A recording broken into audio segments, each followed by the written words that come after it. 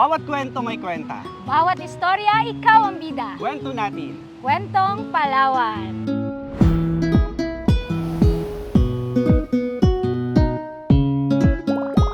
Hello everyone! At syempre, welcome pa rin po sa ating 6th episode ng ating Kwentong Palawan. Correct. At ang podcast pong ito, hatid sa inyo ng pamahalang panlalawigan ng Palawan sa pamumuno ni Governor Dennis M. Socrates.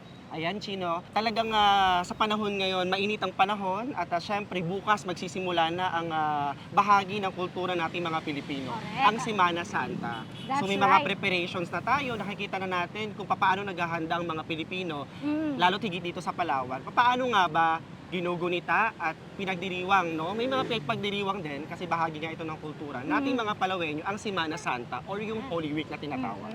Very timely topic, no? And syempre, bago tayo dumako dyan, no, kung paano natin ginugunita ang Semana Santa dito sa Palawan, bigyan muna natin ng konting background there, Yes. yung mga kakwentuhan natin. No? Sige, go. Paano ba ito nagsimula? Actually, 4th century pa lang, no, na-establish na itong Holy Week. May 2 bishops na nag-establish nitong Holy Week. And ang name niyan si Saint Athanasius and Saint Epiphanius. So thanks to them that up until now, meron tayong ganitong tradisyon so that we will not forget the great deeds or the great things that God has done for us.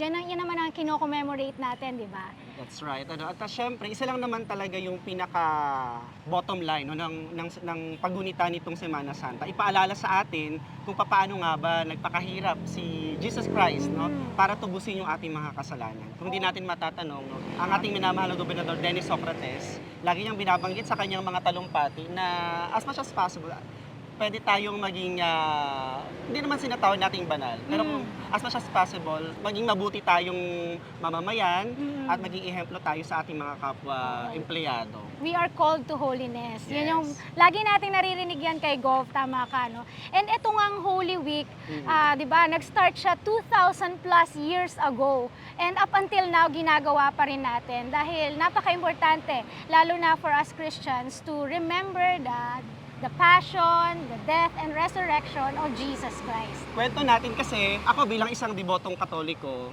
bata pa lang kami, talagang pinapractice na namin yan. So, I was born here, pero yung parents ko ay nanggaling sa Cuyo, Palawan, no? Yung lalo na yung mama ko. So, doon sa Cuyo, alam naman natin, ito considered, or talagang oldest town. So, doon nagsimula ang Kristyanismo, or yung Katolisismo. So, way back 400 years ago, kung matatandaan natin, ginunita natin yung 400 years of Christianity celebration last year. So, Dito sa Palawan. Dito sa Palawan. So, isang taong selebrasyon yan. Kung ikikwento natin sa kanila, kung paano nga ba nagsimula ang Kristyanismo dito sa Palawan. Kung paano natin, bahagi ng kultura natin, yung paggunita nitong Semana Santa. So, way back 1622 or 1623, ang ating mga Agustinian Recollects ay tumungo dito sa Cuyo Islands. So sila ang nagdala nitong Kristyanismo dito. So kumbaga dati pa nga tinatawag nila itong Batong Cuyo, no? Hindi pa siya Cuyo Islands, wala pang mga munisipyo. So Cuyo Islands lang siya. Dito nagsimula ang lahat. Nung sinakop tayo ng mga Espanyol, dito nagsimula ang Kristyanismo. Na kung saan ay pinalaganap nga. Dalawa binabanggit natin, no? Dalawang dahilan kung bakit tumungo ang mga Espanyol dito sa Palawan o sa Pilipinas. Dalawang C yan. Dalawang C. So ano yung isang C, partner? The crown and And the cross. Ayan. So dalawang C po yan. Kaya mapatandaan natin, tayong mga mostly sa northern part no, ng Palawan, nandyan talaga ang malaking impluensya ng ating Kristyanismo. So alam mo, Chin, kwento natin, sa Cuyo, may tinatawag na Mount Aguado. So, itong area na to, itong lugar na ito yung, kumbaga, Sagradong lugar, no? At dyan, isinasagawa taon-taon yung Station of the Cross. O yung Mount Aguado na yan, talagang hindi pwedeng hindi igunita ng mga Cuyo noon yung area na yan. Oo, tuwing Semana Santa daw talaga ang mga taga-Cuyo uuwi sa kanilang bayan Yes, para that's doon right. gunitain ang Semana Santa. And may mga nakakwentuhan nga tayong taga-Cuyo, no, ng mga legit na taga-Cuyo. And yan nga, nakwento nila yung Mount Aguado. Mount Yes. Aguado. And ano pala yan, no, yung first 7 stations dyan, part ng Kuyo. Pero Yes. yung ibang stations, part na ng Nang Magsaysay. Magsaysay. Ang cool naman nun. Yes, Kasi that's right. parang pag akyat mo doon, makakapunta ka kagad sa dalawang lugar. Dalawang Sa dalawang lugar. munisipyo agad dito sa Palawan. At saka kung mapapansin natin, no, isa rin sa pinopromote din ng Kuyo Tourism and Magsaysay, itong religious tourism nila. So, kumbaga, isa rin ito sa, aside from reflection, makikita natin yung buhay na kultura ng mga Kuyo nun. Kasi pag naandyan talaga, ang pagunita ng ating mga Kuyo nun ay talagang devoted 100%. As much as possible, yung buong pamilya talagang tumutungo sa lugar na yan. Oo. Kumbaga, break talaga. Kumbaga, naka-freeze ang lahat, pupunta ng Aguado. At Oo. doon, magugunita. Sasama sa Station of the Cross, paikot yan.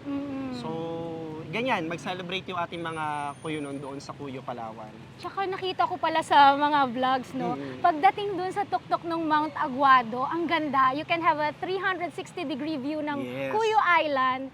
So, ang ganda rin to be reflecting on God's sacrifices dyan sa mountain na yan. Kasi at the same time, ma-appreciate mo yung creation niya. Yung napakagandang creation niya, no? May part din, kasi yun nga, kinuwento ko kanina, nung natunghayan ko kasi kung paano igunitain yung Semana Santa bilang isang debotong Katoliko. Meron din yang tinatawag na Via Crucis, Oo. yung naka-barefoot ka na maglalakad, no, bilang penitensya or sakripisyo doon sa isang lugar. Dito sa Puerto Princesa at sa ilang mga barangay at munisipyo ay ginagawa rin ito. O bilang isang pagunita na kung paano rin sa ganung Sa paraan sakripisyo ni may Jesus, pakita yung no? sakripisyo. Oo. And ito pala sa isa sa mga iconic places dito Yes. sa Cuyo, itong kanilang parish church. Mm-mm. Kasi sabi mo nga kanina, oldest town itong Cuyo. That's right. Ito na yung pinakamatandang bayan dito sa Mm-mm. Palawan. And doon din matatagpuan yung pinakamatandang parish church dito sa Palawan. Yes, that's Anong right. parish church yan? Yun ay ang partner? ating Saint Saint Agustin. Agustin. Yan po yung patron saint ng Cuyo, Palawan. Kung matatandaan natin, pumunta tayo dyan nung last 2022 kung saan unang binuksan itong selebrasyon ng 400 years in Christianity. Nandyan si Gov. Nandyan Oo, tayo, kasama oo, natin dyan dyan. ako. At syempre yung buong team ng PIO ay nandyan din para i-document. So, yung selebrasyon ng 400 years na yon, isang pagbibigay pugay doon sa malaking impluwensya ng Katolisismo at Kristyanismo dito sa Palawan. So, ibig sabihin, nakikita natin, Chin, kung paano binibigyang halaga ng mga Palawenyo yung sagradong pagunita, lalo tigit yung Semana Santa, na hindi pa rin nawawala ang when you say Christianity, nadodoon pa rin tayo, bumabalik pa rin tayo kay Jesus Christ, no? Na kung saan siya ang ating tagapagligtas ng sanlibutan. Sana we can make the most out of this Holy Week, no? Kasi syempre yung iba parang ang thinking nila it's more about like the vacation. Yes. It's a long break from work, but totoo naman it's a long break from work. We can have rest. But at the same time, while we rest, sana we could also reflect on God's sacrifices and the greatest love that was shown on the cross, di ba? Yes, that's right. So, paalala rin natin no, sa lahat po ng mga kaibigan natin na kumbaga magbibigay ng time no, to reflect and repent. So, mainit yung panahon. So, inom kayo ng maraming tubig. Oo. At syempre, kasabay ng pagunita natin itong Holy Week ay reflect tayo, reconcile and recollect. Sa Coincidentally pala, partner, no, ginugunita rin ng mga kapatid nating Muslim yung Ramadan. Yeah. So, sa Ramadan, they have 30 days ng fasting and prayer. Tapos, sa atin naman, katapat nung sa mga Katoliko, sa mga Christians, yung 40 days of Lent.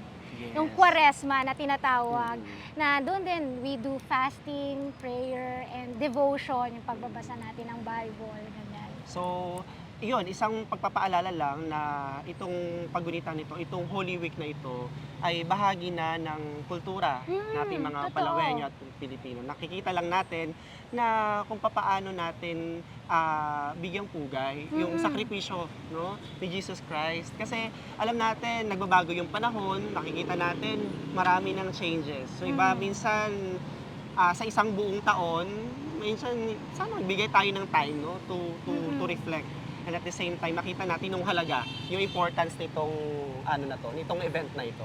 Correct. Banggitin rin natin, Shane, yung ating mahal na gobernador, Victorino Dennis M. Socrates, ay pinahahalagahan din yung ganitong mga selebrasyon. Mm-mm. Sabi nga natin, ang ating pong gobernador ay talagang aktibo, nakikilahok sa mga events and activities ng simbahan. A devout So, Catholic. isa rin yan sa kanyang direktiba na magkaroon ng itaas ang moralidad ng mga empleyado ng Kapitolyo. Nakakatuwa yung ating gobernador. Oo. Meron siyang mga panata na ganyan. And partner, ipasok pala natin yung yung iba't ibang ways ng paggunita ng Semana Santa. Kasi 'di ba, sa Catholic faith, may iba't ibang way para maalala natin yung passion, death, and resurrection of Christ. Nandiyan ang sinakulo, Yes. nandiyan yung pabasa Yes, yung ng pasyon. pasyon. Oo. Mm. And yung passion pala, it's a form of literature, no? Yes. Kasi it's a narrative, poetry. So, may sukat yan, 5 na talagturan, 5 lines, and then 8 syllables each. Kaya, nai-experience ako niya nung bata, napabasa din ako ng passion, and na-appreciate ko siya kasi tula siya, may ganun siyang sukat. So, kumbaga, kasama siya sa iba't ibang uri ng mga poetry or tula na talagang bahagi ng ating literatura and at the same time, kultura. Yes. Pati yan sa Senaculo, di ba? Art That's din right. yan. Maalala ko yan kasi nung mga bata pa kami, yung lola ko, kumbaga nag-host siya.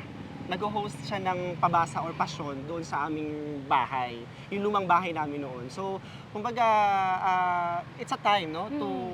To unite din yung mga magkakamag-anak, yung mga devotee natin. So, ang nangyayari, may mga dala kami mga pasyon or libro, di ba? Tapos sabay-sabay namin babasahin yun. May pakanta pa May minsan. chant yun. May Oo, chant chant din. siya. So, ngayon, hanggang ngayon, buhay pa rin yung ganong estilo ng pabasa sa pasyon o pabasa ngayong Semana Santa.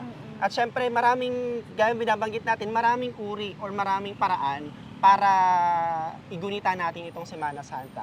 Isa lang ang nais nating ipunto dito sa ating kwentong Palawan na kung saan yung topic natin, yung Holy Week natin dito.